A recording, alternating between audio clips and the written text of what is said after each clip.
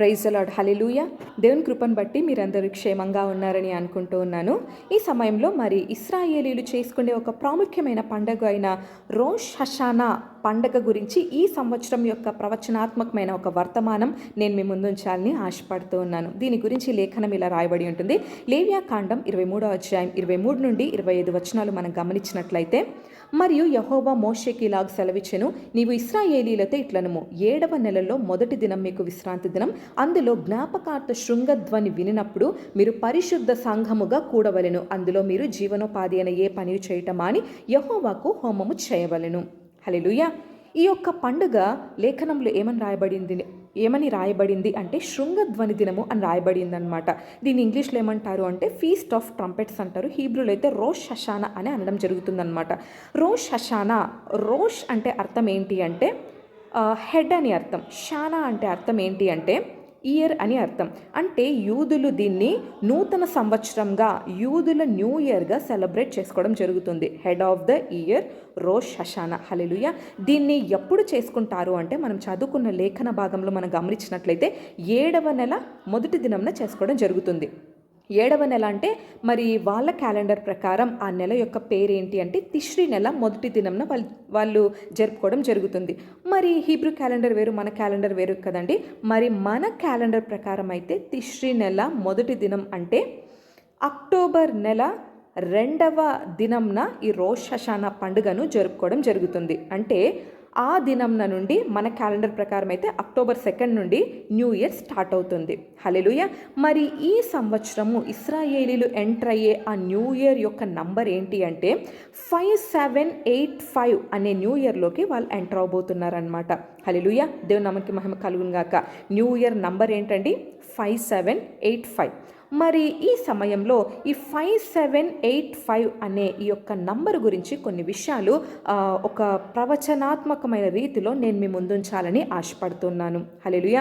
చూడండి, 5785 ఈ యొక్క సంవత్సరం యొక్క లెటర్ ఏంటి అంటే 5. హీబ్రూ లెటర్ 5 ఏంటి అంటే హే అన్నమాట. హే యొక్క న్యూమరికల్ వాల్యూ 5, తర్వాత గమెట్రియా వాల్యూ కూడా 5. 5785లో ఈ సంవత్సరం యొక్క లెటర్ ఏంటి అంటే హే. ఈ హేని రాసేటప్పుడు దాని యొక్క ఒరిజినల్ పిక్టోగ్రాఫ్ ఎలా రాస్తారు అంటే ఒక పర్సన్ తన 2 చేతులు ఆకాశం వైపు ఎత్తినట్లుగా ఆ యొక్క లెటర్ని రాయడం జరుగుతుందన్నమాట. అంటే ఇందులో నుండి మనము గ్రహించగలిగిన విషయం ఏంటి అంటే ఈ సంవత్సరము ఏ పర్సన్ ఇన్ యాక్షన్, అంటే నీవు చేయాల్సిన పని నీవు చేస్తే నీ విషయంలో దేవుడు చేయాల్సిన కార్యం దేవుడు చేస్తాడు అన్న ఒక విషయము మనం జ్ఞాపకం ఉంచుకోవాలి. హల్లెలూయా. ఆయా దైవజనులు, ఆయా రబ్బీలు మరి ఈ సంవత్సరాన్ని ఏమని డిక్లేర్ చేశారు అంటే ఇయర్ ఆఫ్ మేనిఫెస్టేషన్. అంటే దేవుడు నీకేదైతే నెరవేరుస్తానని నీ జీవితంలో మాట్లాడి ఉన్నారో, ఏ యొక్క వాగ్దానంలో అయితే దేవుడు నీకు అనుగ్రహించారో. ఇంకా ఒక మాట నేను మీ ముందుంచుతాను. లాస్ట్ ఇయర్, ఇప్పుడు 5785లోకి ఎంటర్ అవుతున్నాము అంటే లాస్ట్ ఇయర్ ఏదండి? 5784 కదా. మరి 5784లో లాస్ట్ ఏముంది? 4 కదా. 4 అంటే మరి హీబ్రూ లెటర్ ఏంటి అంటే డాలెట్. డాలెట్ అంటే డోర్ అని అర్థం.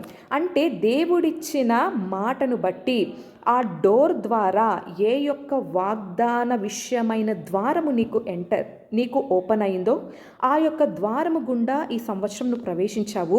ఈ నూతన సంవత్సరంలోనికి 5785లోనికి నువ్వు ప్రవేశిస్తున్నప్పుడు ఆ ద్వారము గుండా నువ్వు ఏదైతే ఎంటర్ అయి న్యూ ఇయర్లోనికి వచ్చావో ఆ వాగ్దానం యొక్క మేనిఫెస్టేషన్ ఈ సంవత్సరంలో నువ్వు చూడబోతున్నావు. దానిలో భాగమే దేవుడు నీ కోసం పనిచేస్తాడు. అట్ ద సేమ్ టైం నీవు కూడా నీ వంతు పని నువ్వు చేయాల్సి ఉంటుంది. చూడండి, బైబిల్లో నుండి నేను కొన్ని ఉదాహరణలు మీ ముందుంచాలని ఆశపడుతున్నాను.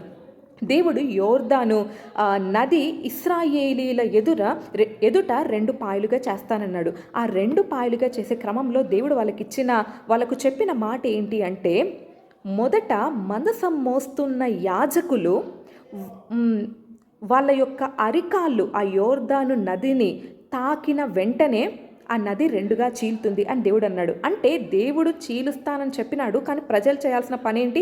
యాజకులు చేయాల్సిన పనేంటి? ఆ మందసం మోస్తున్న యాజకులు ఆ మందసాన్ని పట్టుకొని మొదటిగా వాళ్ళు నదిలోనికి వెళ్ళినప్పుడు కార్యం జరుగుతుంది. అదే రీతిగా దేవుడు ఇంకా ఏమంటాడు అంటే ఇశ్రాయేలీలతో అమాలేకీయులు యుద్ధం చేస్తున్న ఆ సమయంలో అమాలేకీయుల పైన జయమిస్తాను, అయితే మోషే తన చేతులు ఎత్తి పెట్టాలి. ఎప్పుడైతే మోషే 2 చేతులు పైకెత్తినాడో ఇశ్రాయేలీలు జయం పొందుకున్నారు. మోషే చేతులు కిందికి దించినప్పుడు ఇశ్రాయేలీలు ఓడిపోయినట్లుగా చూస్తాం. అదే రీతిగా యెరికోని దేవుడు ఇశ్రాయేలీలకు వాగ్దానం చేసినప్పుడు దేవుడు ఏమంటాడు అంటే, ఇశ్రాయేలీలను యెరికో పట్టణము చుట్టూ ఆర్భాటం చేస్తూ దేవుని స్తుతిస్తూ యాజకులు బూరలు ఊదుతూ ఉన్న సమయంలో 6 దినములు ప్రతిదినం రోజుకు ఒకసారి తిరగాలి. 7వ దినం మాత్రం బూరలు ఊదుతూ ప్రజలు దేవుని స్తుతిస్తూ ఆర్భాటం చేస్తూ ఆ యెరికో గోడల చుట్టూ 7 మార్లు తిరగాలని దేవుడు సెలవిస్తాడు. ఎప్పుడైతే మరి ప్రజలు దేవుడు వాళ్ళకు చెప్పిన పని వాళ్ళు జరిగించారో దేవుడు అక్కడ యెరికో పట్టణాన్ని ఆ యొక్క గోడలు కూల్చి ఆ పట్టణాన్ని ఇశ్రాయేలుకు స్వాధీనం చేసినట్టుగా మనం చూస్తాము. అంటే ఈ సంవత్సరం ఇయర్ ఆఫ్ మేనిఫెస్టేషన్ అని డిక్లేర్ చేయబడిన ఈ సంవత్సరంలో దేవుడు ఆయన చేయాల్సిన కార్యం నీ విషయంలో ఆయన చేస్తాడు తన వాగ్దానం విషయమై. అయితే నీవు చేయాల్సిన పని అందులో నీవు చేయాలి. ఈ విషయము మీరు జ్ఞాపకం ఉంచుకోవాలని నేను ఆశపడుతున్నాను. అంతేకాదు మరి ఈ యొక్క సంవత్సరంలో ఇంకా ఏం డిక్లేర్ చేయబడింది అంటే 5785 is the year of welcoming Holi Spirit. హల్లెలూయా.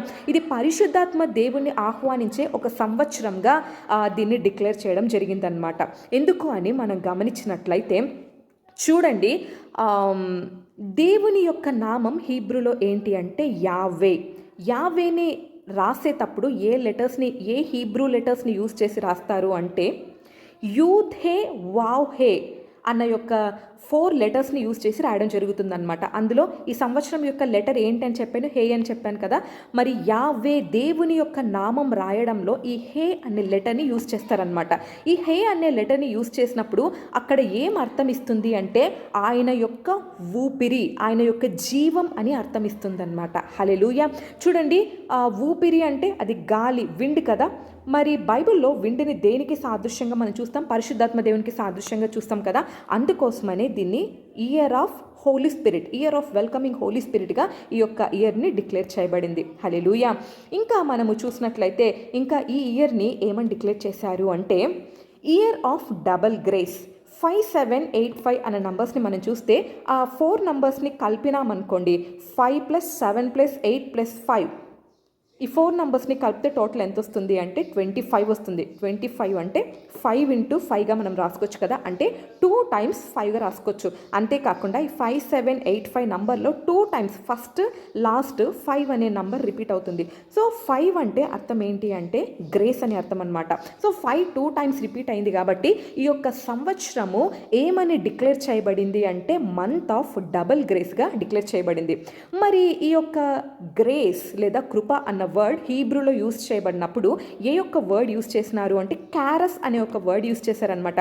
ఈ క్యారస్ అనే ఆ వర్డ్ ఏం మీనింగ్ ఇస్తుంది అంటే ఒక సామాన్యమైన స్థితి నుండి అసాధారణమైన స్థితిలోనికి వెళ్ళడాన్ని క్యారస్ అన్న వర్డ్ యూజ్ చేస్తారనమాట.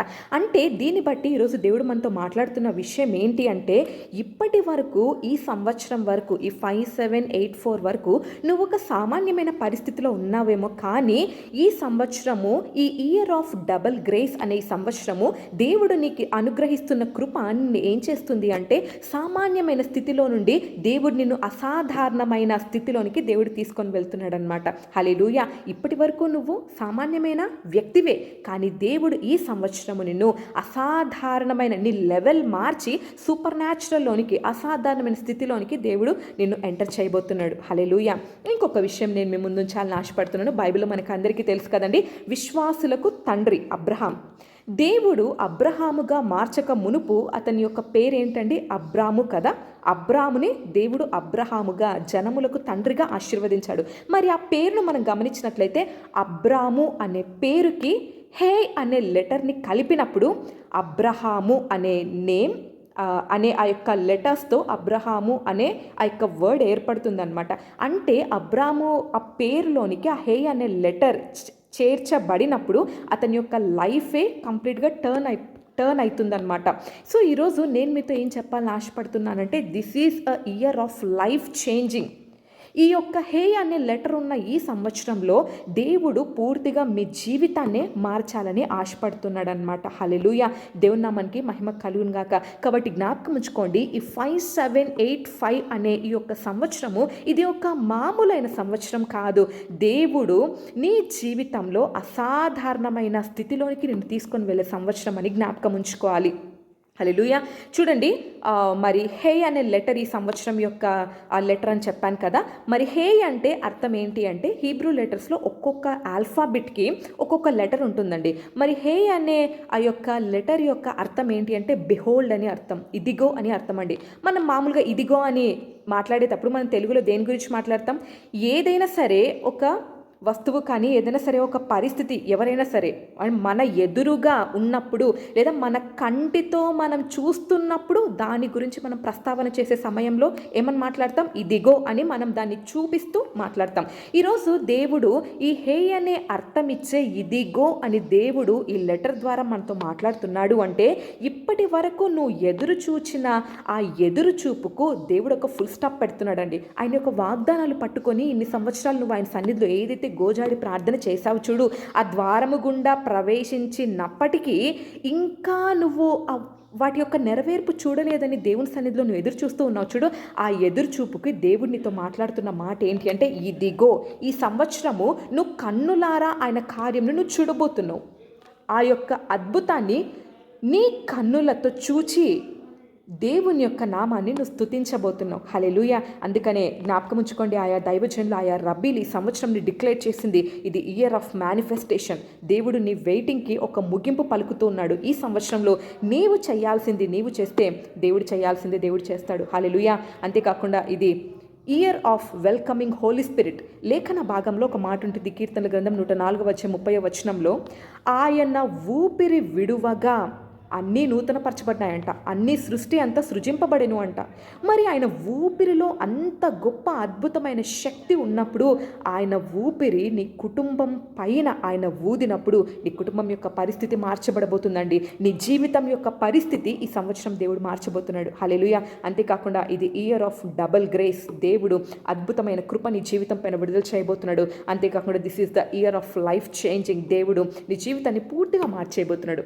కాబట్టి ఈ యొక్క వర్తమానంను బట్టి దేవుని యొక్క నామాన్ని మహింపరుస్తూ ఈ యొక్క నూతన సంవత్సరంలోనికి అక్టోబర్ 2వ తేదీ మనము అడుగు పెట్టబోతుండగా, ఈ సంవత్సరం ద్వారా దేవుడు మనతో మాట్లాడిన విషయాలు మన జీవితంలో నెరవేర్పులోనికి వచ్చినట్లుగా ఈ నూతన సంవత్సరం కోసము మనమందరం ప్రార్థనా పూర్వకంగా సిద్ధపడదాం. ఈ సంవత్సరంను ఎవ్వరూ అంత లైట్గా తీసుకోవద్దండి. ఎవ్వరూ ఏదో ఎవ్రీ ఇయర్ వస్తుంటుంది కదా, అయినా ఇది యూదులు చేసుకునే పండగ కదా, మనకేమి దీనికి సంబంధం అని ఎవరు లైట్గా తీసుకోవద్దండి. ఈ యొక్క సమయాలలో, ఈ పండుగ దినములలో దేవుడి యొక్క ఆ యొక్క విజిటేషన్ చాలా ప్రత్యేకంగా ఉంటుందని ఒక విషయం జ్ఞాపకం చేసుకోండి. ఆ దినాలలో ఎక్కువ ప్రేయర్లో ఉండడానికి ప్రయత్నం చేయండి. పరిశుద్ధాత్మ దేవుడు మిమ్మల్ని ప్రత్యేకమైన రీతిలో దర్శించునుగాక. ఆయన అధికమైన కృపచేత మిమ్మల్ని నింపునుగాక. హల్లెలూయా. మీకు ఇవ్వబడిన ప్రతి వాగ్దానములు నెరవేర్పులోనికి వచ్చునుగాక. మీ జీవితం పూర్తిగా రూపాంతరం చెందునుగాక. హల్లెలూయా. దేవుని నామానికి మహిమ కలుగునుగాక. మీకందరికీ మరొకసారి రోష్ హషానా శుభములు తెలియచేస్తున్నాను. దేవుడు మిమ్మల్ని దీవించునుగాక. ఆమేన్.